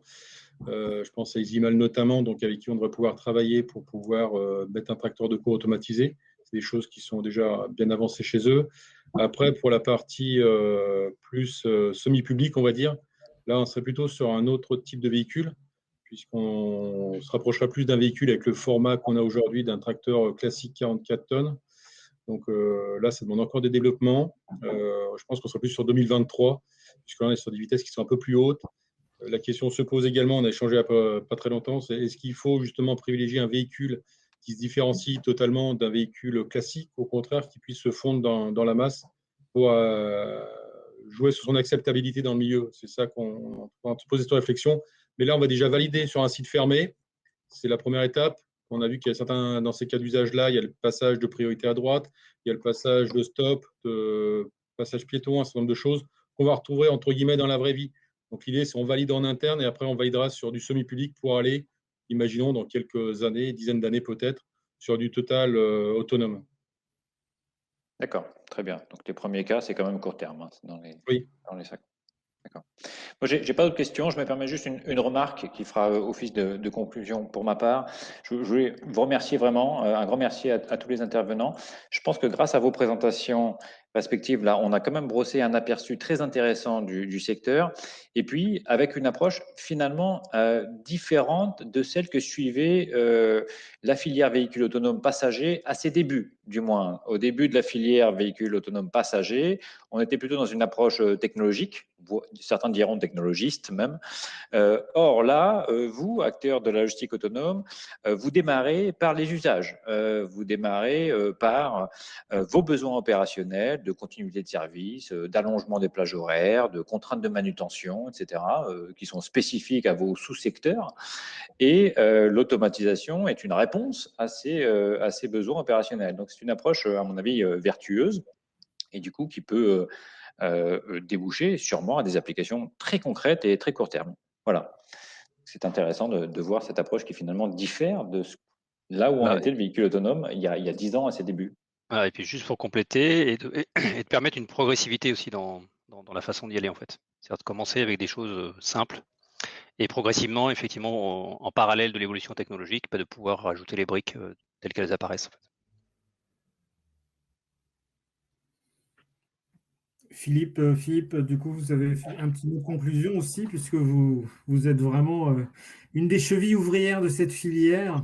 Oh, c'est du travail. Alors oui, j'ai un petit mot de conclusion, mais non, je suis pas. Je suis une des chevilles, mais c'est vraiment un travail coopératif et c'est un travail qui dure depuis déjà pas mal d'années. Et c'est vrai que cette volonté de le prendre par les usages, on l'a eu dès le départ avec les acteurs dont certains sont là autour de la table. Et je pense que oui, c'est ce qui fait la typicité, c'est ce qui fait la richesse. Et pour moi, c'est ce qui fait qu'on va quelque part mettre de l'énergie là où c'est nécessaire au bon moment. Et je pense que c'est un peu la clé.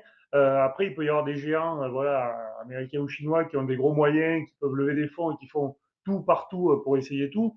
Là, nous, on a une approche un peu plus pragmatique, un peu plus petit pas par petit pas. Et j'ai bon espoir que le paye au bout, au moins pour des acteurs français qui pourront sortir leur épingle du jeu, tant sur la partie exploitation, en étant vraiment plus performants grâce aux véhicules autonomes, et tant sur le développement des véhicules comme TwinSwed ou d'autres, ou Navia ou EasyMine. Donc voilà, c'est une note un peu optimiste de ma part là-dessus. Ben voilà, optimisme. Un grand merci à tous les speakers. Merci vraiment beaucoup à tous d'avoir consacré du temps et d'avoir livré un peu vos visions et vos projets. Un grand merci à Léonard qui est aussi une grande cheville ouvrière dans cet écosystème de l'innovation, l'automobile au sens large. Et donc, je vous donne tous rendez-vous pour un prochain meet-up consacré toujours à cette innovation dans le monde de la mobilité et de l'automobilité. À bientôt. Merci à tous, à bientôt. Merci beaucoup, au revoir.